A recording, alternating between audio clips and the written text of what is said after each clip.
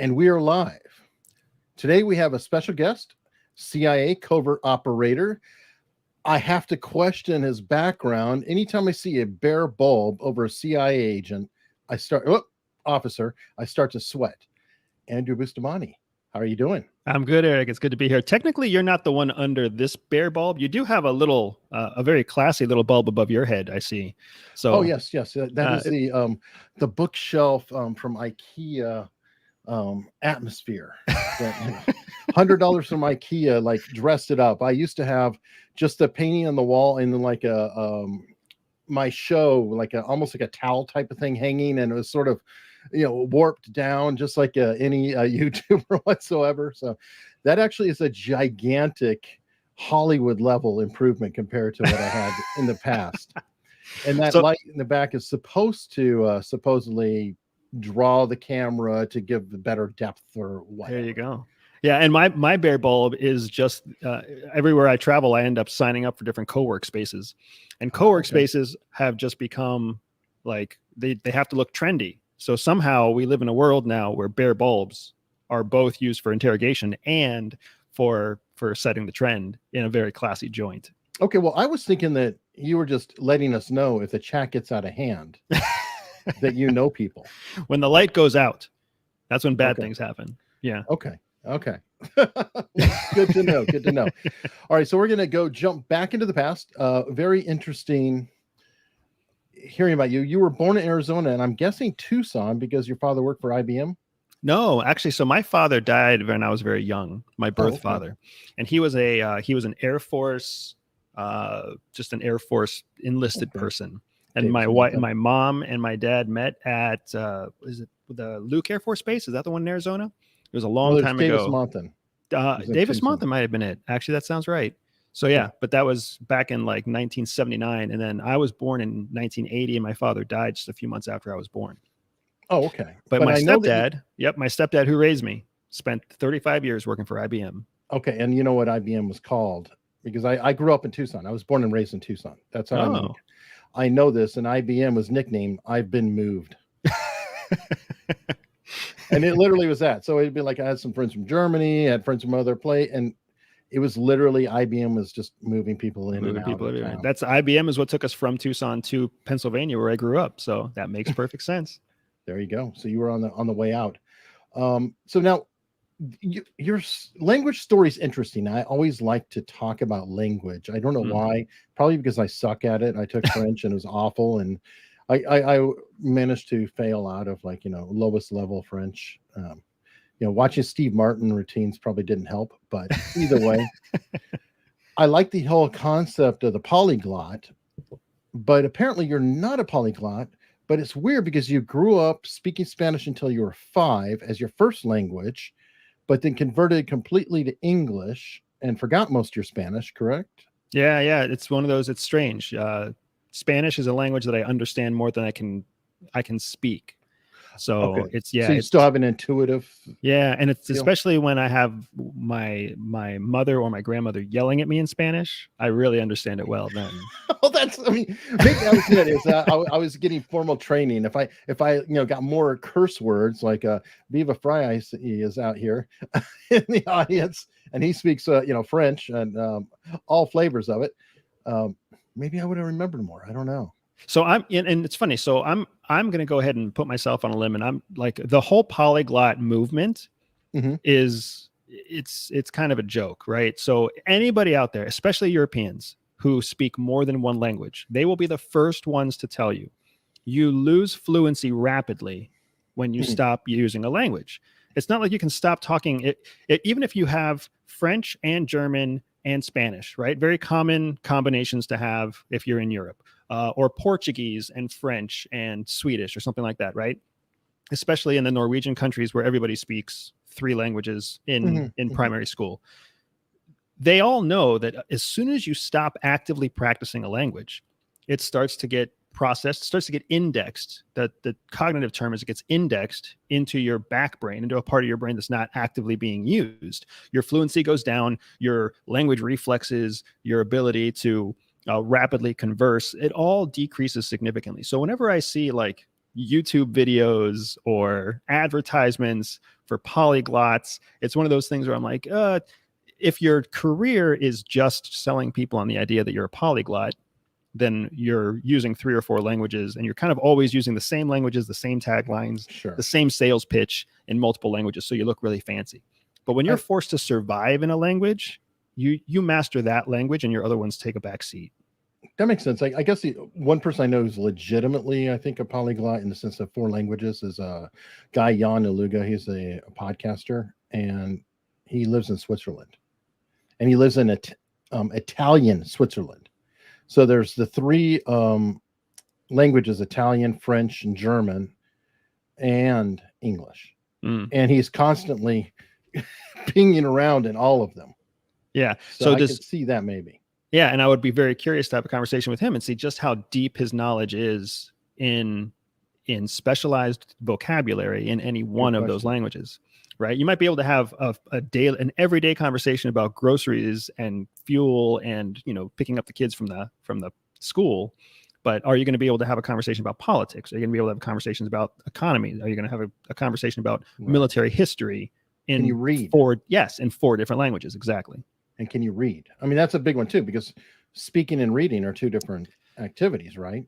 Yeah, it's true. And it's oftentimes speaking is the one that's the hardest, because you're putting together a completely original idea as you create the language, the sound with your mouth. So many people are better at reading than they are at speaking.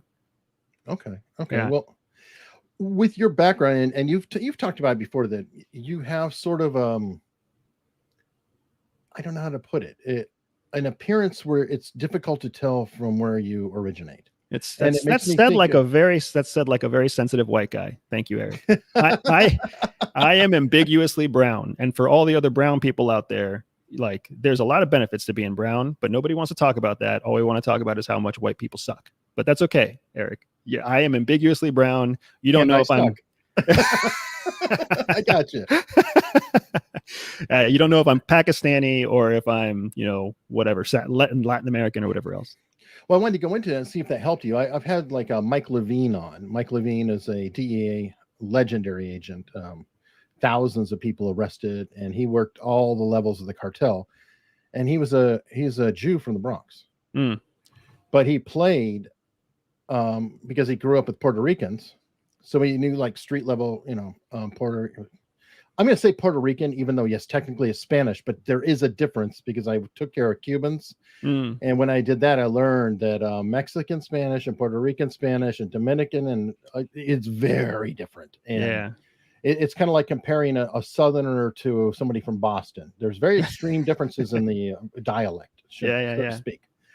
But did this help you that nobody could quite place you? And how did you utilize it? Because your language was Chinese. Yeah, so it's a great question, right? So for all of those beautifully, liberal people out there who want a world that's fair and just, outside of the United States, the world is a racist place, period. And there's no word, like, it's okay. It's okay that it's a racist place. It's okay that my Mexican grandmother actively talks trash about every other race except Mexicans, right? White people, African American people, Indian people, she doesn't care. And that's the way it is everywhere in the world. Like, the whole prejudice that we fight so hard against in America is alive and well in the rest of the world. If anything, it's what makes us kind of the butt of a lot of jokes overseas. So for me, by looking ambiguously brown, right, and not looking like an American, it made it very easy for people to not assume I was American. So that was excellent for operational purposes. Nobody ever looked at me and thought off the top of their head, that guy's American. As long as I kept my mouth shut, my eyes kind of down, and I just walked, they just blended in, they would usually assign me whatever derogatory, prejudiced, ethnicity was dominant in their culture. So, whether I was in the Middle East and they assumed I was Pakistani, or whether I was in Jordan and they assumed that I was, Jewish, or whether I was in Latin America and they assumed that I was Chilean, it didn't matter. They found whatever dominant prejudice they had, and they just assumed that was me. And it made it very easy to never be memorable. Now, okay, this is an interesting conversation on this too, because, I have a horrible memory. I had a MI6 undercover operative, and we were talking about it. You are treading a unique line, though, when you're on a mission, right? Like you just said, being nondescript, not being noticed, to be under the radar. However, you're targeting a person or persons, and you have to be extremely attractive to them. So how do you cross that paradigm where you're absolutely boring and non-memorable to everybody around you, save that person, and you're super special? Yeah, it's a very astute observation on your part, Eric, right? So the big thing is a lot of it boils down to non-sensory inputs. So when it comes to sensory inputs, your five senses, the way you look, the way you smell, the way you sound, right? Those are things you want to blend in with. It's not until you start getting into non-sensory inputs, which are things more like conversation, like information is a non-sensory input. It has nothing to do with your five senses. You can take in information through your five senses, but the information itself is non-sensory. So when you find the target that you're trying to speak to, you've been studying that target for a long time. You know that target fairly well. So you know what to say or what to show them or what to suggest. You know what kind of questions to ask. You know what topics to show an interest in, so that individual target is extremely interested in you as an individual. So now the other 900 people in the room, or the other 900 people that saw you that day, the other 10 people in the restaurant, they don't know you from Adam, and you're not memorable, and they don't care. But the person sitting across from you knows that you like the same soccer team, you drink your scotch the same way, you've been to the one country that they have all their life wanted to travel to, right? And they connect with you on those non-sensory inputs, and that's what makes you memorable to them and completely unobservable to everybody else. Okay, and so that's when you start getting into your direct dialogue, then, to where Correct. you have now is that almost like and I'm trying to get it right, but is that like a mechanism, like if you know this is my intention, so all things that I say or all things that I think lead to this potential goal, versus I don't necessarily have a goal, so I'm meandering? Correct. There's reactive, and then there's proactive conversation, or rather active and reactive conversation. Reactive conversation is what most of us have. You say something, I react to it with something else. You react to whatever I just said, right? Interviews are the definition, generally speaking, of reactive conversations. Well, we're not through this one yet. Yeah. But a well-executed interview is a perfect example of an active conversation, or what we on the inside call a deliberate dialogue. You know what you want to talk about. So I'm going to kind of bore you guys with some technical terms, right? But if you know what you want to talk about, and you know that's basically your finish line, you want to get in an interrogation, you want to get them to admit to the crime. So then you build backwards, you reverse engineer what you're going to discuss during that interrogation, and you have these almost like waypoints along the way. You want to get them to admit that they were in a certain place. Then you want to get them to admit that they knew a certain person. Then you want to get them to admit that they had a certain feeling about that person. So you build these waypoints along the way. When it's all said and done, it's not a reactive conversation like two people meeting at the end of the driveway. It's a very active conversation. You have this large map built of all the waypoints on the way to the final end goal, whether it's somebody admitting that they were the murderer, or whether it's somebody saying, yes, they'll spy for the United States, or whether it's somebody agreeing to do a dead drop and leave you a thumb drive with secrets to nuclear codes. That's all a deliberate dialogue that you have with a specific objective in mind, and you bounce it against this map, this conversation map of how you're going to get to your end goal. Okay, not to be a pain in the ass, but I like to do it anyway.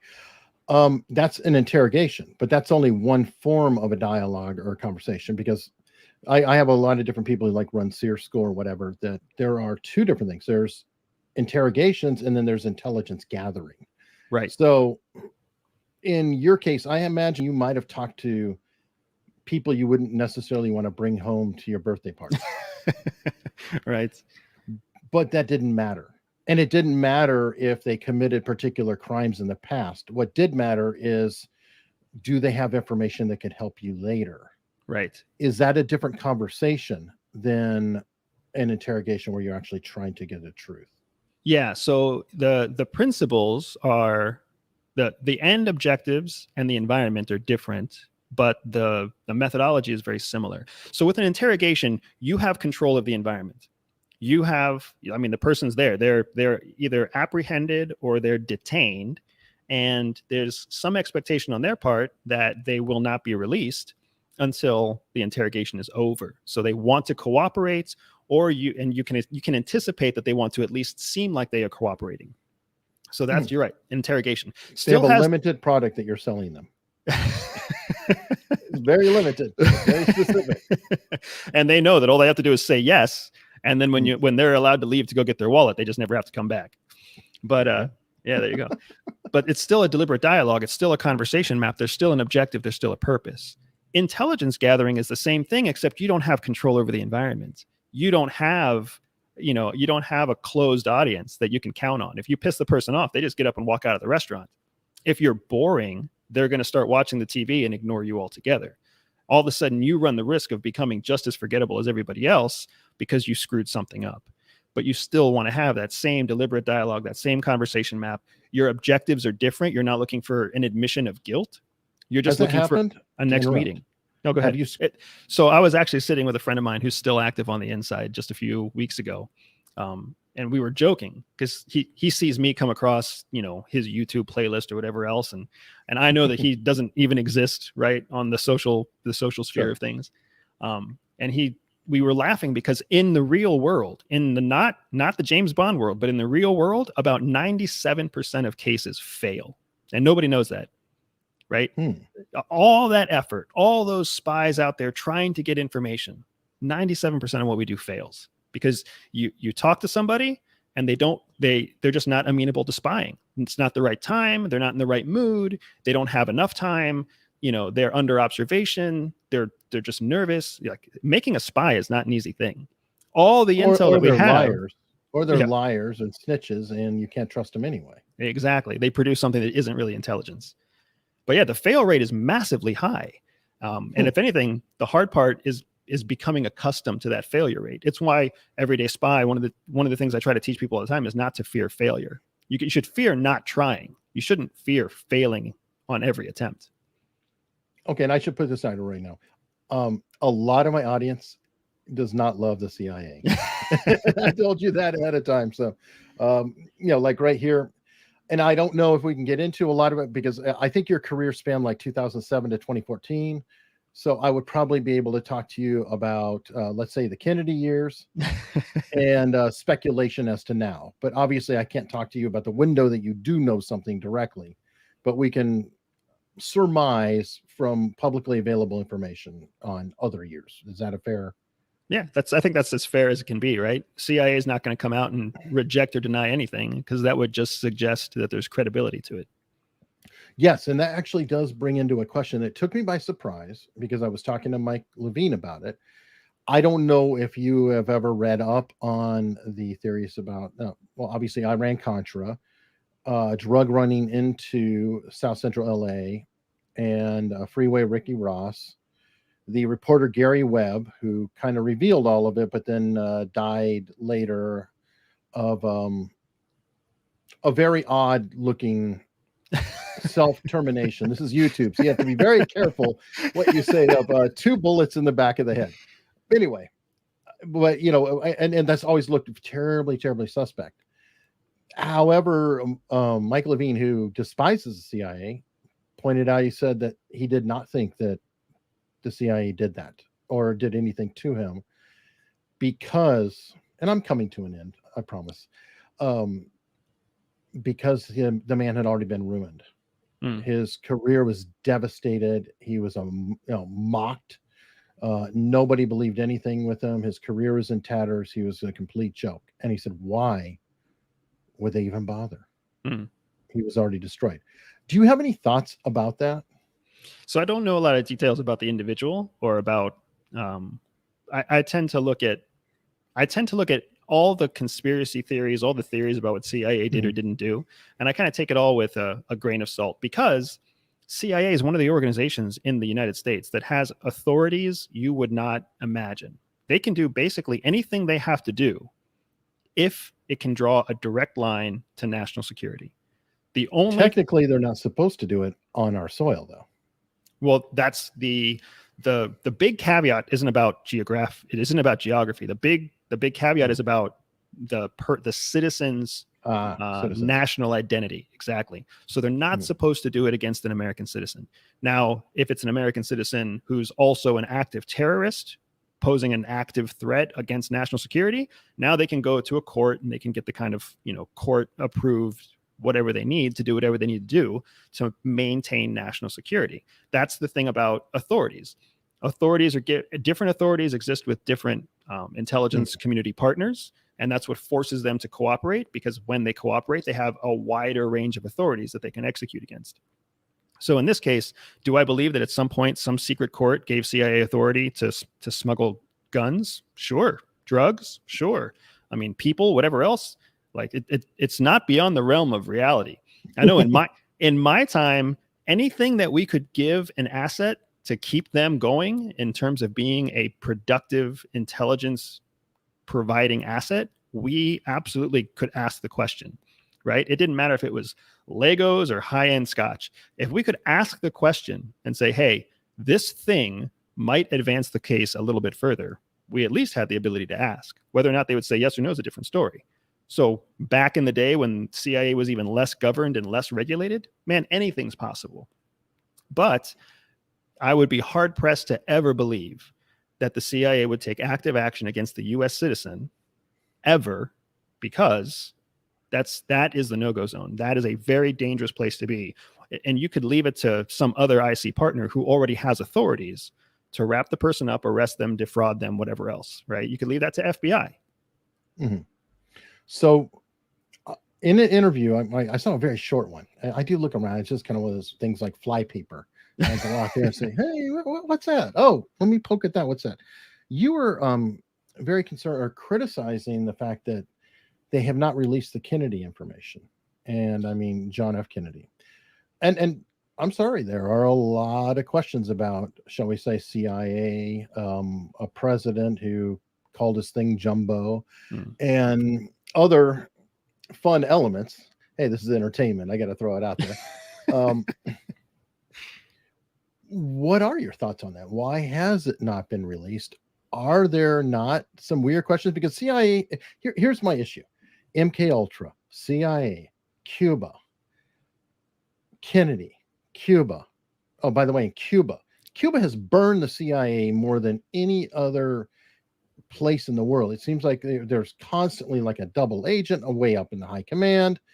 I forgot how many CIA assets in Cuba all got burned and figured out. And apparently they were toying with them for years, like making, we don't know. And they, of course, knew the whole time, because I think they're so insular there. Again, I was around a lot of Cubans, and I learned what totalitarianism really is. And I learned about how, you have a spy in every multi-user apartment. I mean, family members with spy, everything else. So I guess where I'm going is, what are your thoughts about all this? And I figure you're safe. You're later than that. So I know one of the things that you try to focus on in your show is like being able to identify human behavior. Like what's the pattern in human thinking?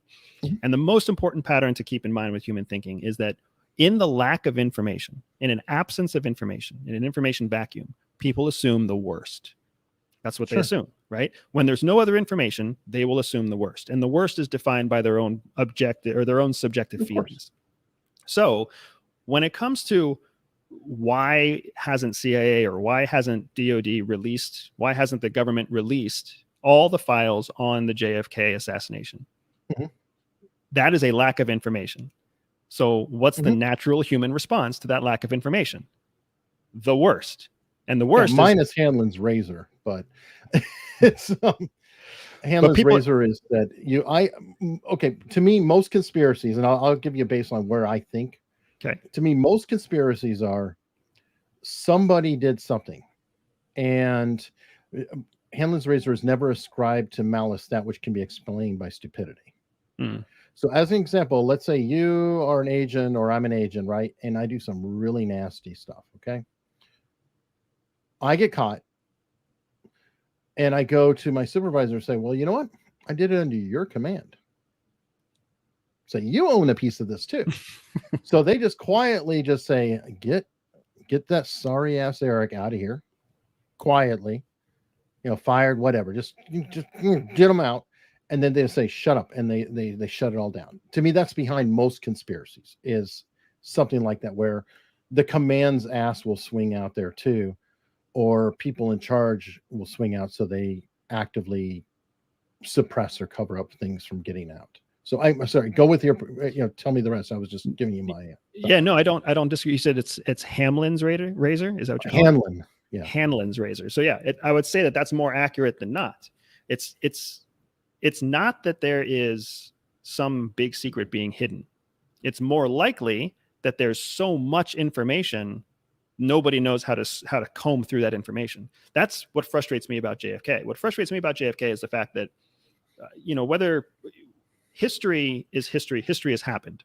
Mm-hmm. The 25 times 2 classification on all of that information has come and gone. So why are we still sitting on classified files? Is it because some very smart person has combed through those files and come to the conclusion that there is an active risk to current intelligence operations if they release those files? I hope so. But my experience in the United States government, in the military and in the CIA, is that more likely there is nobody who even knows how to find all the files, let alone has the collective history to be able to go back and identify whether or not there is information there of risk or not. So as a result, the net decision is, well, let's just classify it for another 25 years. Overclassification is a major issue in the United States, everything, in the DOD, in CIA, and FBI. We overclassify all the time. It's better to just not let people know it than make the mistake of letting people know one thing they shouldn't know. So the net result is that people start to think that there's an active cover-up. There's not an active cover-up. There's just, your government isn't as efficient or as professional as you would like them to be. That's basically what it boils down to. Unless it's MK Ultra and that was an active cover-up. So, I mean, it's hard when to say, burn all the documents that are related to it, except they're stupid and they forgot to burn the financial records that were tied to it. So then there's the church commission. So then you've also got to think like how with MK Ultra, right? There was a need, there was a dominant theory at the time that was in the best interest of national security. Mm-hmm. I am one of those people, maybe I'm too pragmatic. If something will keep Americans safe, I don't see any reason to not at least explore or experiment with it. Right? Well, you've got to try. It depends. It depends on what you're trying. And this is where we get into parameters, because and that becomes subjective. Once you start getting to parameters, that becomes subjective. And once you make something subjective, now all of a sudden you make it a battle of wills and morals. Wills and morals should not exist in the world of national security. Right? Again, who are you protecting? The citizens. Right? Okay. I mean, the country is made up by citizens. Technically, everybody in the government works for the people, the citizens, the people who vote.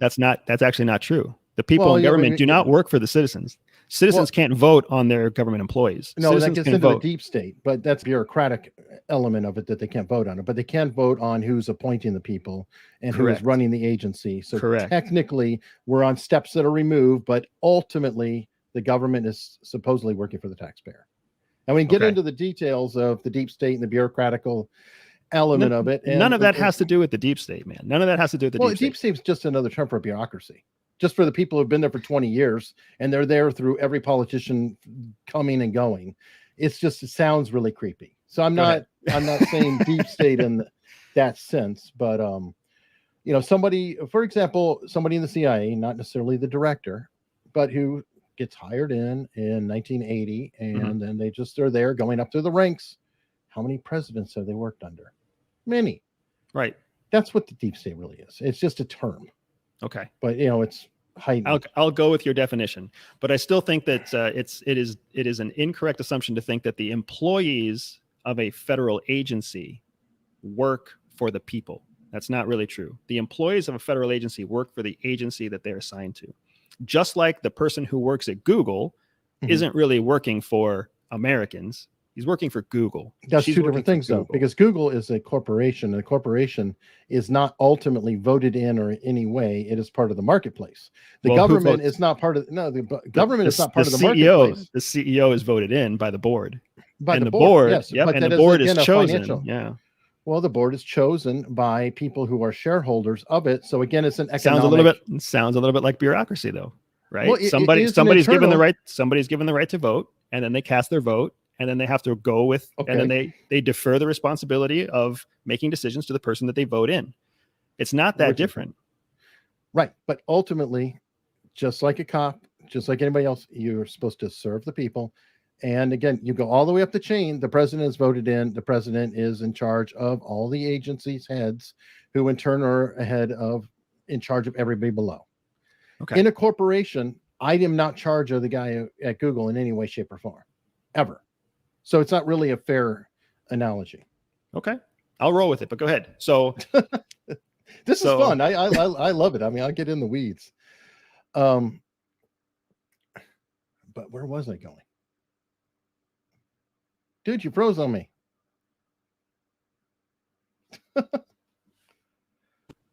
That was not intentional. That's just a cycle in the Wi-Fi. All right. Google didn't like that conversation.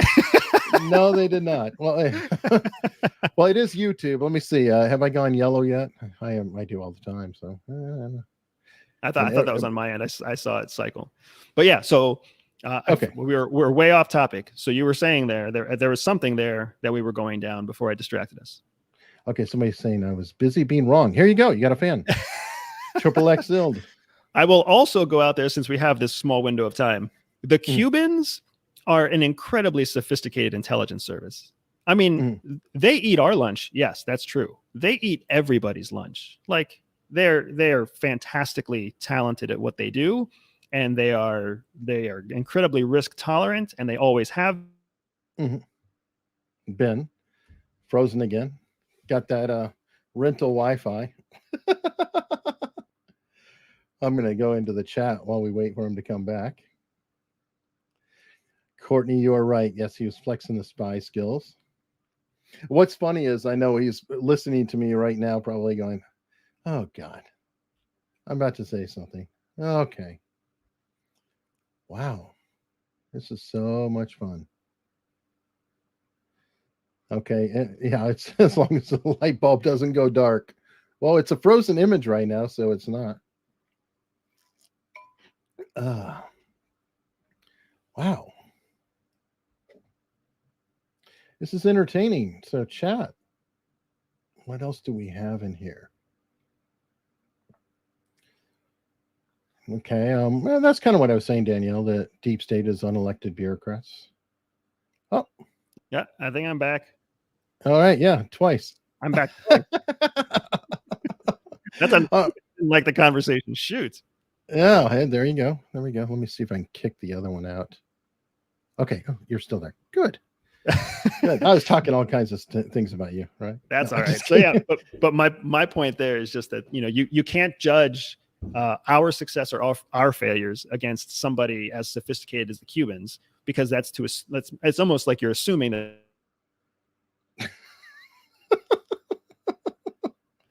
So who is stopping him? Is it the Cubans or the CIA? I would think that the Cubans like him because he's celebrating their ability right now.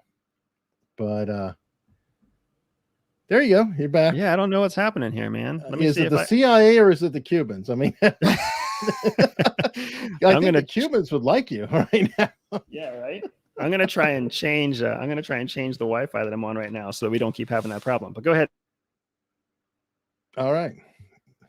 Frank, you're saying it's the Cubans? I don't know. Cubans are fortifying the stream. Cuban sonic weapons. We're having fun with this. Okay, well, I told you it'd be a free-for-all, and we're just going to take it the whole way. Yeah, you're so I'm trying to switch Wi-Fi on us, man, so that we don't have to keep having this problem. But okay. Yeah, but you go ahead. You keep talking, and I'll see if I can't do that. Yeah, I'm looking in here, and I'm trying to even remember what my subject was. Okay. Raphael, I am so idealistic. Okay. No, I'm saying how things should be. I'm not necessarily idealistic. I'm quite cynical. Somebody had a question for you. If I can find it, May, I don't know. God, there's a lot of questions in here and a lot of chat. Let's see. Okay. Maybe it's this hopefully you're here long enough. When May switches languages, I automatically think or try to think in the language I'm communicating in. Makes it easier to speak. It takes too much brain power to think in native and then translate. And Hold on, let that me was a see that question I again. had for you. Yeah. When you're that's fine. I'll try to do a better job.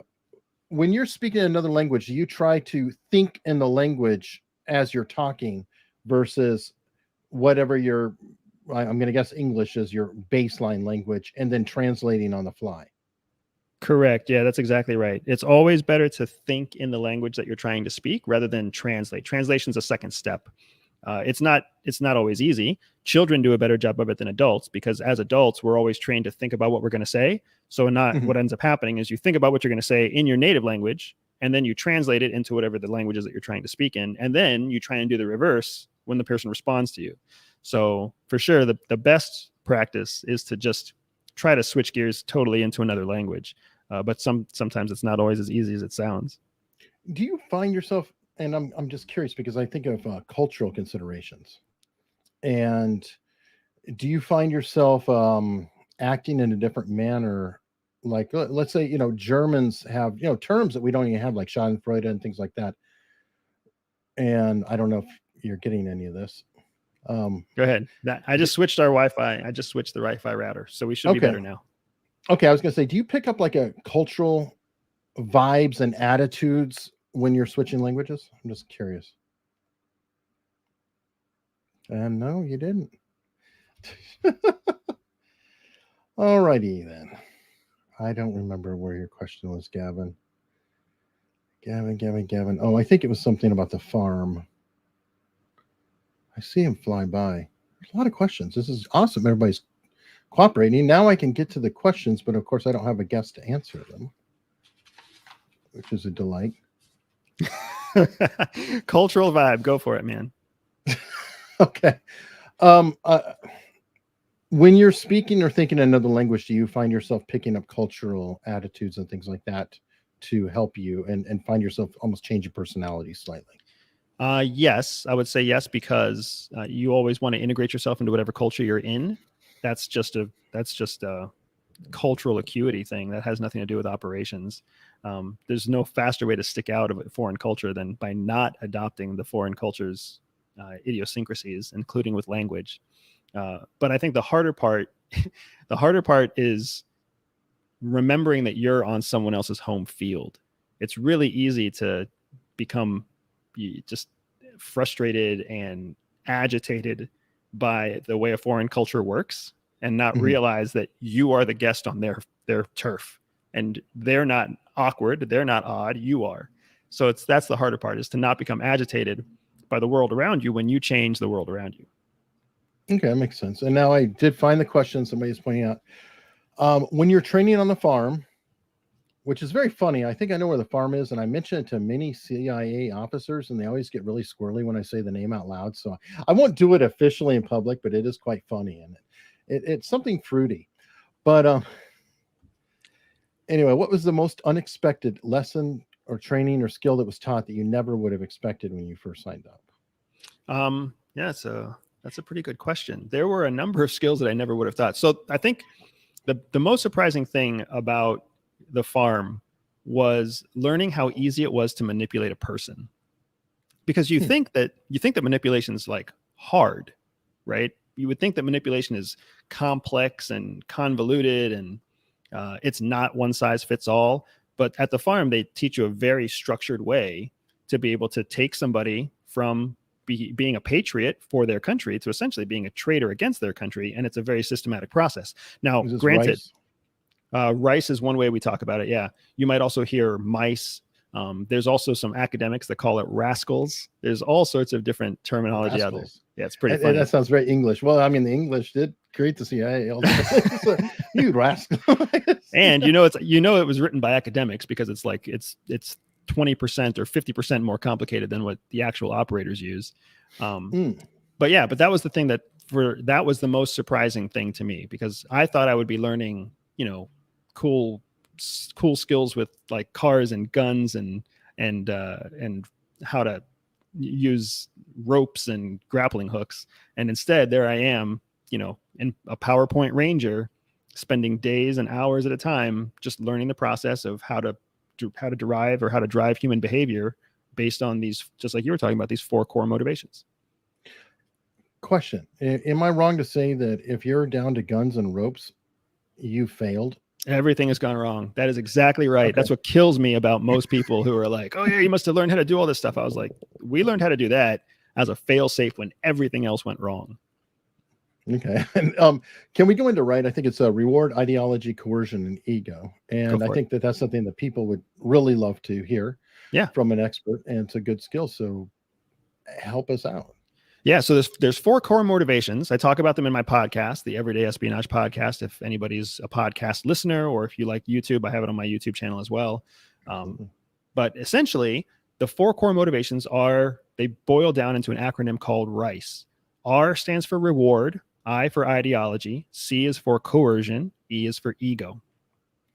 And what this means is it means that at their base, at every human being's core, there are these 4 motivations always at play. It doesn't mean that one is always stronger. It means that depending on the day or the month or the situation in your life, the 4 of them have different weights, different levers, different leverage, if you will. The R, reward, really just means that. It means anything that someone else gives you to motivate you to do something. Sometimes we do things for pay. Sometimes we do things for compliments. Sometimes we do things just for the promise of a future reward, right? Like one of my favorite things out there is all the people who sign up their mothers or their sisters or their brothers. They give their email addresses and their home addresses so that they can use it as a raffle ticket to win a free car or a free cruise. Right? That's somebody who's essentially being motivated by the promise of a potential future reward to give away personal information about their family. Like it's a super example, in my opinion, of just how powerful reward is for so many people.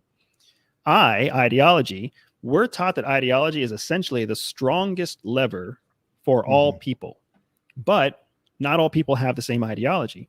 Some people, or some people's ideology about their faith is very, very strong. It might be the strongest thing in their cognitive portfolio. Some people, their ideology about family, or their ideology about fairness, or their ideology about government or politics, right? So there's all these different anchor points for ideology. But what we find, and what you see exemplified across America all the time, is that people do stupid stuff for their ideology. Not even because it has any real world impact. It's just what they believe, and they go to great lengths to protect or support or well, that's what cults are about. I mean, cults are developing ideology, and then people, to cover their cognitive dissonance, will go right down this primrose path of ridiculousness. Yeah, exactly right. Exactly right. And that's the power of ideology. So if you can tap a human behavior and put it in line with someone's ideology, you're essentially guaranteeing the behavior, the outcome that you want, right? If I can somehow convince my child that by brushing his teeth, he's going to get some awesome present, right? Then that's what we do all the time. We try to tempt people with a reward, or we try to tempt people with their ideology. So if he believes that if his ideology is that mom and dad deliver on their promises, then when mom and dad make a promise, he executes his behavior, whether that promise is for a toy or whether that promise is for a trip or whatever else it might be. And that's the same way it works for all of us. If we believe that Americans always do the right thing, then that's how we end up in the Middle East doing all the wrong things according to their culture, and then blaming them for being crazy or being backwards, right? That's ideology. Coercion, the letter C in Rice, coercion is everything that has to do with all those negative feelings we all hate, but that still work. Fear, shame, guilt, embarrassment, punishment. Yep. Fall under coercion, I thought. That all falls under coercion, exactly. It's the things that you don't like. It's the things that you don't want. When that is pushed against you, it motivates you to take action. And that's coercion. Now, the problem with coercion is that if someone else is manipulating you with coercion, they only get one shot. Once you identify that someone's trying to manipulate you with coercion, you don't ever trust them again. Well, no, you'll actively work against them quite often. Correct. It's like, okay, you burn me now.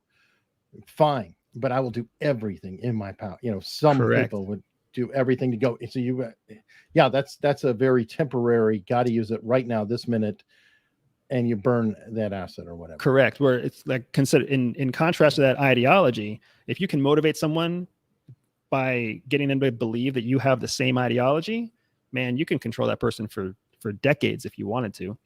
And then the last one is E. E is ego. The big thing about ego is, people are motivated by ego, but ego does not mean egotistical. Ego does not mean somebody's proud of themselves and all about themselves and they think they're the best. That's a narcissist. Ego is about people who do what they think they want other people to perceive them as. So Mother Teresa had an ego. Her ego was self-sacrifice and caring for the weak and for the fallen, for the poor. That is an ego-based motivation. If you wanted Mother Teresa to do something that was in line with her ego, then she would do it, right? There's a better chance of her doing it. The same thing is true about your rich business person or your stay-at-home mom or your entrepreneur who's trying to build a business. It's all about understanding how they view themselves and how they want to be viewed, and then driving them in that direction. And there's your 4 core motivations: reward, ideology, coercion, and ego. Yeah, and ego is really about identity, right? And I wanted to get into this too, because in an earlier interview, you were talking about the Jerry Lee case. But Jerry Lee had not been convicted, so you couldn't really speculate. Now you can say what you want because he has been convicted, and you can say, yeah, he was a spy. Yeah, he was doing it because he pled guilty, so I'm going to say he absolutely did it. You were speculating as to how the Chinese would turn him, and I thought ego. That if you're going to go against somebody who is so completely trained, so completely there, then I would think if he didn't like the agency, the way you might recruit them is how that agency never appreciated you, how they promoted everybody around you, and they were all incompetent. And that would be possibly a direction. I was curious your thoughts on whether that was a method against somebody who's really, really well trained, whatever, to feed that.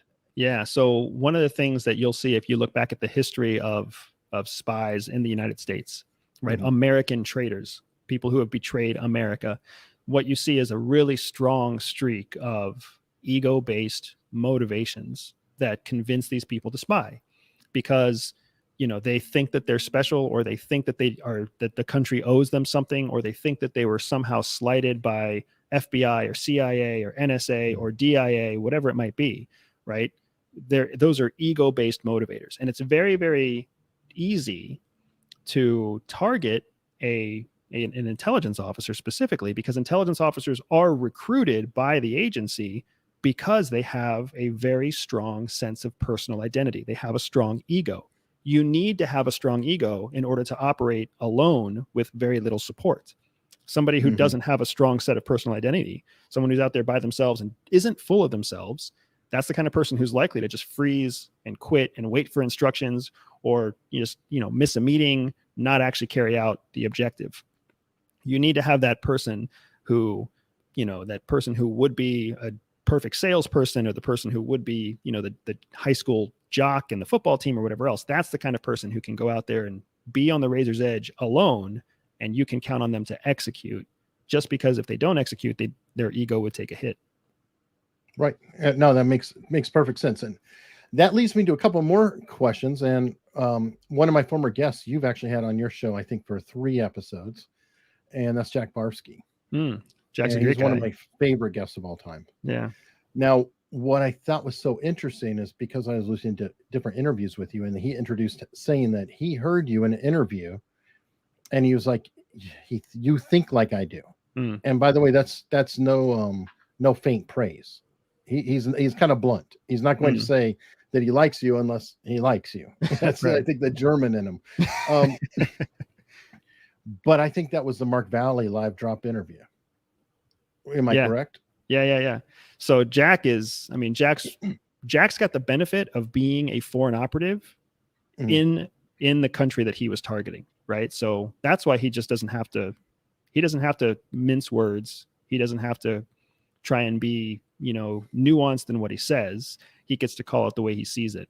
And what's been awesome about becoming friends with Jack is when you take away that layer of tact and politeness, it's so much easier to get to the core of solutions and questions and strategies and partnerships and whatever else.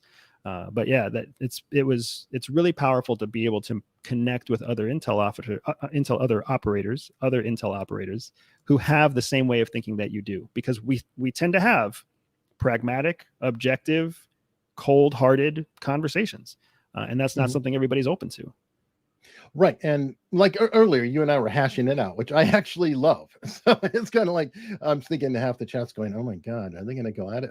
But the truth is, listening to you and him and knowing him, there's that streak in both of you. And neither of you is, shall we say, a great team player. And I think you did state at one time, yeah, you like being on a team, but you want to lead the team. And Jack Barsky was talking about how you have to be so independent minded to survive on your own, because you're completely out there on your own. And I'm thinking that you have that same trait, but this led into a problem. And he introduced me to the concept of spies having a 10-year shelf life. And I'm curious your thoughts on that, because you had mentioned having your son and coming to a realization. And when you talked about the realization, what I heard in my head, because I project into everything, is that you saw the CIA as an MLM or a pyramid scheme in a funny way. Yeah. I guess that's not a bad way to compare it. Yeah. So for those of you who are listening and don't know, Jack Barsky is a KGB agent who I had the pleasure of meeting and interviewing and working with a few times in the past. And Jack's just a brilliant guy in general. You'll see him everywhere. If you look up his name, you'll find him everywhere. He's got a great book, including on here. Yeah. But yeah, so that sense of loneliness, that sense of independence, of aloneness, not loneliness. Loneliness and alone are two different things, right? But that sense of independence, of being out there and operating alone, what that tends to do is it's kind of like being on a team. If you've ever been on an independent team, like a boxing team or a cross-country team, or even a band, right? A band is another good example. When you're in a band, you have to do one thing. You play your one part, your one instrument, the way you're supposed to play it, when you're supposed to play it. If you don't play it, the band doesn't sound right. And you're relying on everybody else to do what they need to do, but nobody's passing the ball. Nobody's sharing anything, right? It's not like you're going to pass me your trombone, I'm going to pass you my trumpet. It's not like a football team or a soccer team where you have a shared goal and everybody's kind of fluid in how they execute. Instead, it's very rigid.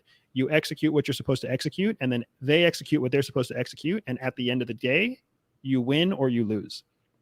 That's fencing, that's boxing, that's track and field, that's the Olympics in a lot of ways, right? When in that world, you need everybody to be a top performer. You don't need someone who's like a soccer team is a great example of where you can have people who are great soccer players, but then you can have people who are bad soccer players or moderate soccer players, mediocre soccer players, but really good teammates. And the whole team becomes stronger. In intelligence, you need everybody to be a top performer. There's no benefit to having a mediocre intelligence officer. You have everybody has to be top notch because they all have to go out there and do their best, and their best matters. But that leads to, like what Jack was saying, a limited shelf life. The same thing happens with Air Force and Navy pilots. A pilot isn't a pilot for their entire 20-year career. A pilot is a pilot for somewhere between 7 and 12 years. And then they have to get out of the cockpit and go do something else. They have to go become a scheduler. They have to go become a trainer. They have to go become something else that feeds the flying community, the pilot community, but they can't be a pilot. Same thing happens with intel officers. You get 3 to 5 tours on the ground before you essentially owe it back to the next generation.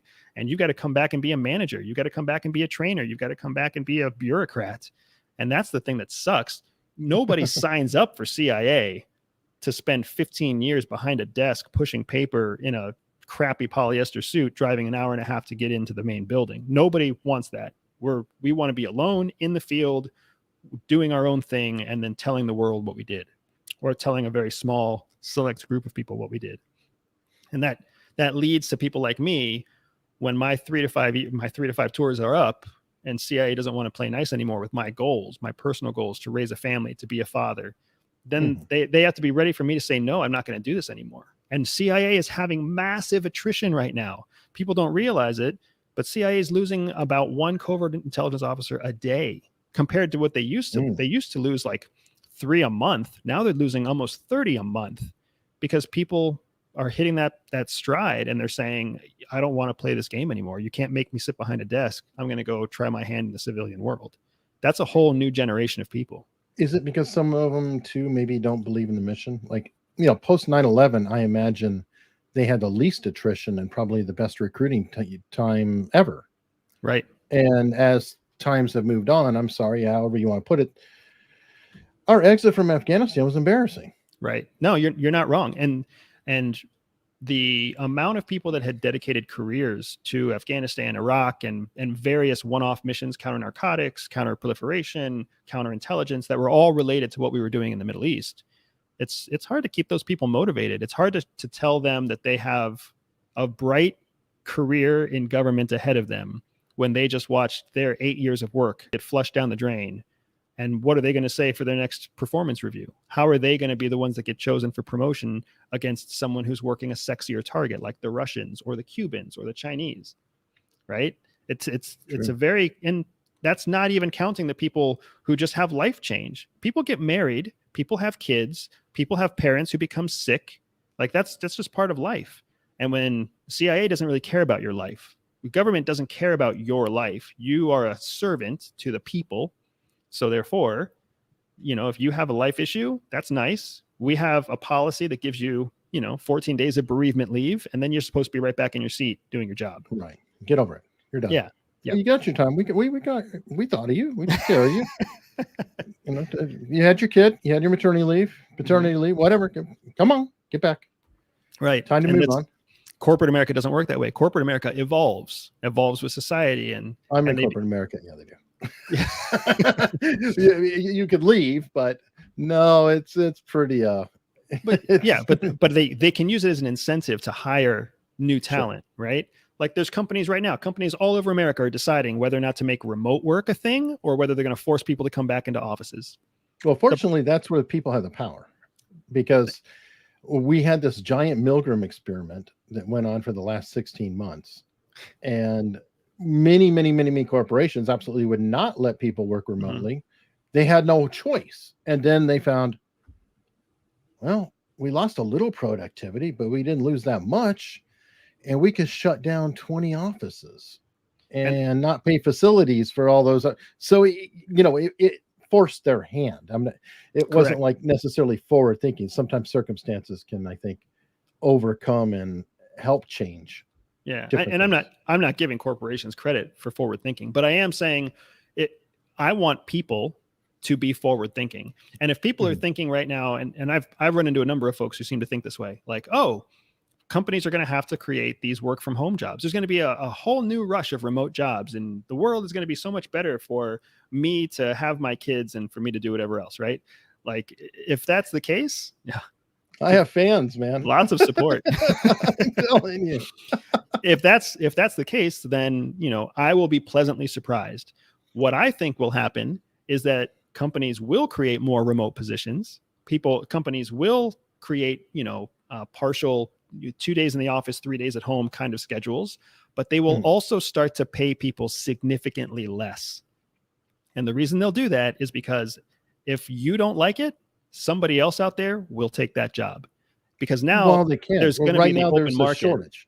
Well, and that's the thing, it depends. I mean, they're having trouble filling all the positions at the moment. So labor has the power to where they're going to have to keep the wages decent. Well, once the jobs are filled, then so it's talent. That's market. And that's good. Yeah, everything's, and I agree. It's good. I just, the reason I think it's important to keep in mind is because if the days of a 6-figure stay-at-home job those days are not going to last for very long, because companies are going to know that they can pay less and less, and there will always be people willing to take less money to have no commute and stay home. And the people who want the bigger paychecks are going to have to be the people who are willing to go into an office and go back to the same old game. Yeah, and that could be. But then that's one of those too. How much is it worth? I mean, somebody who's staying at home for less than 6 figures, they can live with one car in their family. They can, there's a lot of benefits too. So right. It's always a compromise. It goes back to that core motivation. It goes back to those 4 letters, right? RICE.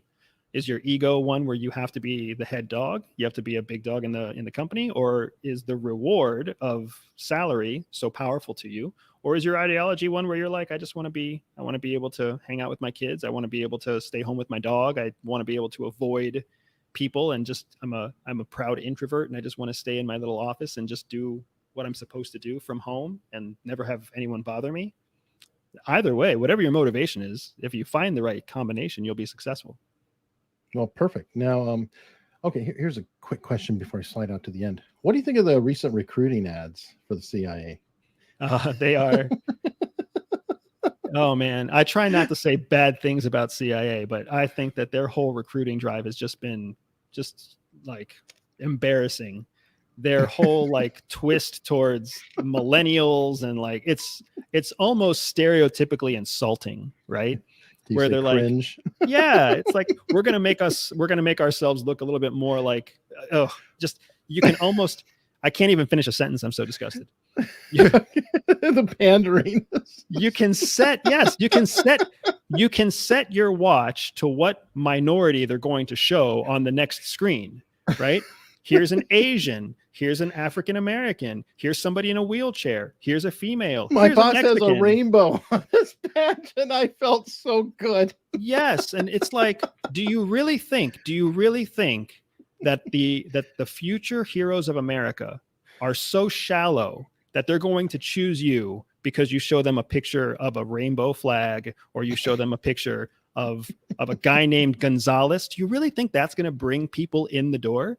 Or do you think that's just going to bring in people who have no other issue in their life except like their ethnicity and their personal sexuality? Like, it's ridiculous, because people are not that shallow, and the people who are that shallow are not going to be the people who shape the future of Americans' national security. But for whatever reason, right now, CIA is on this binge where they need to change their branding. They need to look like a bad 1980s video game, and they need to like have a nice turnstile of ethnic diversity. Ridiculous. Oh, it does crack me up. Okay, I know we're definitely out of time. I had one off the wall last question, because I wanted to get into social capital and your thesis on that, but I'll stay with you as long as you want, man, because I know that I had some Wi-Fi issues. So don't feel the need to jump off unless I'm intimidating you. Oh, yeah, I don't know that bulb here. Hide the bulb. No. Anyway, okay. Well, let's talk about that, because I think that people can get a lot of benefit out of you. In other interviews have talked about social capital, and you seem to have kind of a thesis how social capital is what runs all relationships. Mm-hmm. Is that a fair statement? Yeah, I wouldn't call it a thesis. I would, but if you want to call it a thesis, we can. Or observation or whatever. It's a basic human tenet, right? So social capital is just like capital. We all know how currency works. Mm-hmm. I have money, you have money. I want something you have. I give you money to get what you have. If we don't have money, we have a trade and barter system, right? Mm-hmm. That trade and barter system is essentially a impromptu or informal currency. You have something of value, I have something of value, and we think that the two things are of equal value. Mm-hmm. So social capital is the exact same thing, only it's essentially based on a sense of obligation as currency. So I talk to you, I show interest in you. The more interest I show in you, the more you almost feel a sense of obligation to show interest back in me. It's the exact same thing. If I were to let you borrow $5, you would, in your head, you would say, I've got to return this $5. I've just told you that I think you're a great dad and a wonderful man. And you're like, I've got to find some way to return this social capital back to Andy to make him feel good too. So when you're in a relationship, this happens all the time, whether you're on the first date or whether you've been married for 30 years. If the person across the table from you insults you and, you know, calls you a lazy bum and you need to hang out with your kids and whatever else, they're degrading you. They're draining social capital from you. And then you feel the need to balance the debt. So then you attack them or you accuse them or you bring everybody down again. It's the same thing as what happens with money. And then similarly, if the person across the table from you says, I think you're so funny and I think you're so sweet and I think you're so kind, you feel obligated to find 3 nice things to say about them. So in this exchange of obligation, through conversation, through spending time together, gifting each other, you know, whatever else it might be, teaching each other, training each other, in all of these relationships, whether they're personal or romantic, you have this exchange of social capital. The problem happens when people get themselves into a relationship where they're on only one side, specifically on the giving side of social capital, and they give and they give and they give and they don't get anything in return.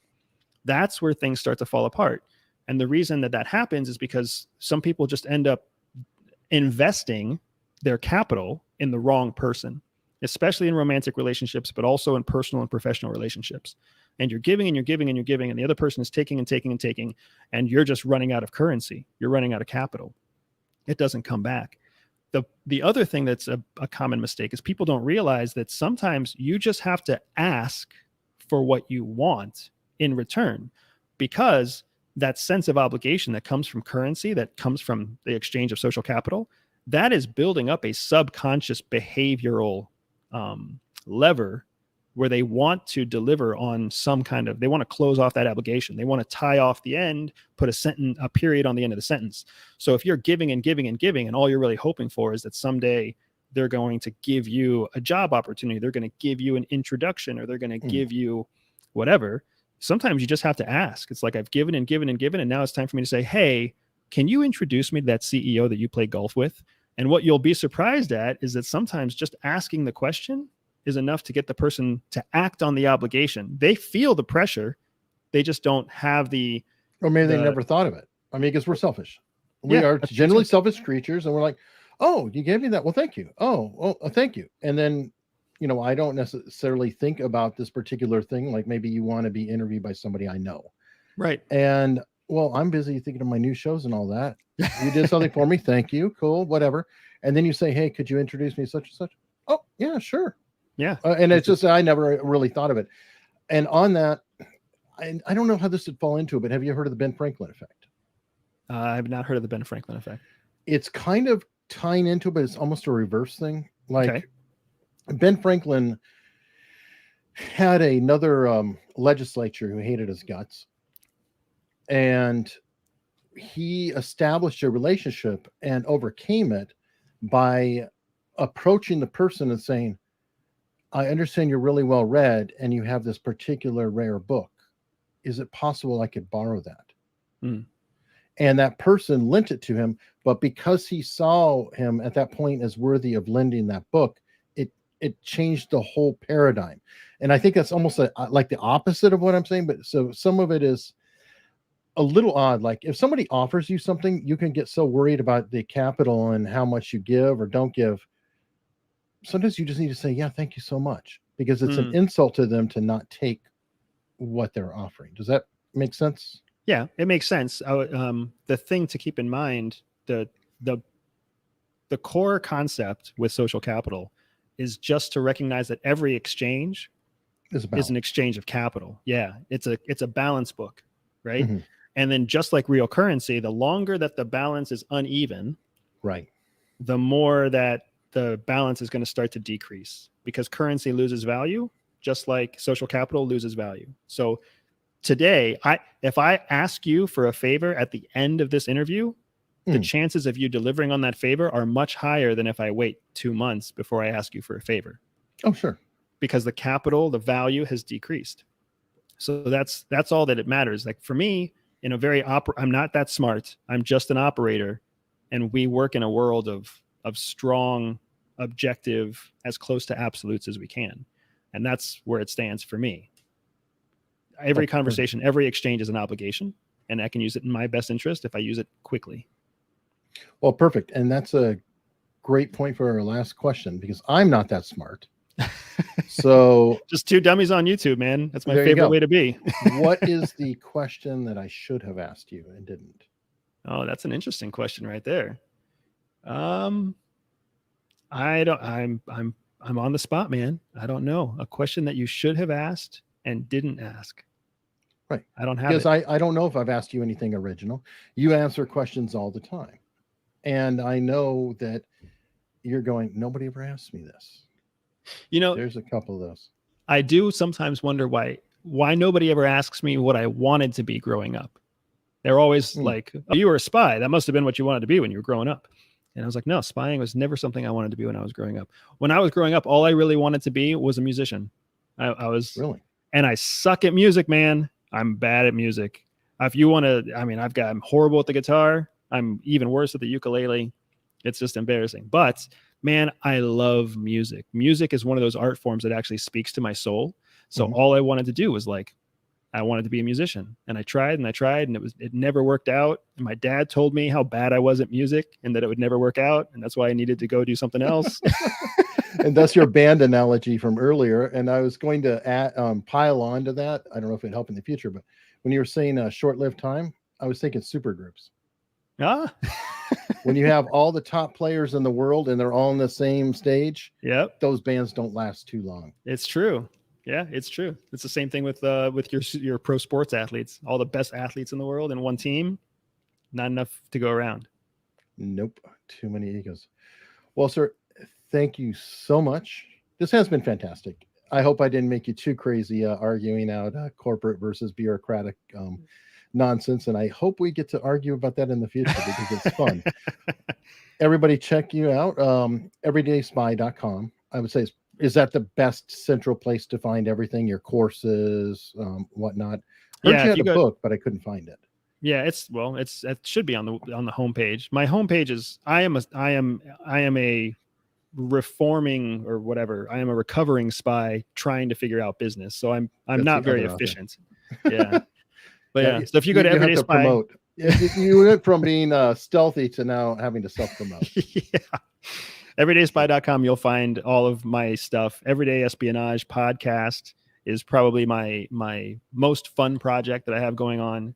And I've got spy games out there. I've got books out there. I've got courses out there. And if you really feel adventurous, you can come spend a day or a weekend with me doing a spy op in the field. I just had 3 people out here with me in Gainesville, Florida, doing a tactical shooting, driving in disguise course. I've got a 1-day tradecraft course coming up in October. And the best way to find that is just join the newsletter or send me an email and I'll get you all the details. Awesome. I'll be talking to you here in just a minute because I think I can introduce you to somebody who will hire you out for that. Nice. Thank you so much.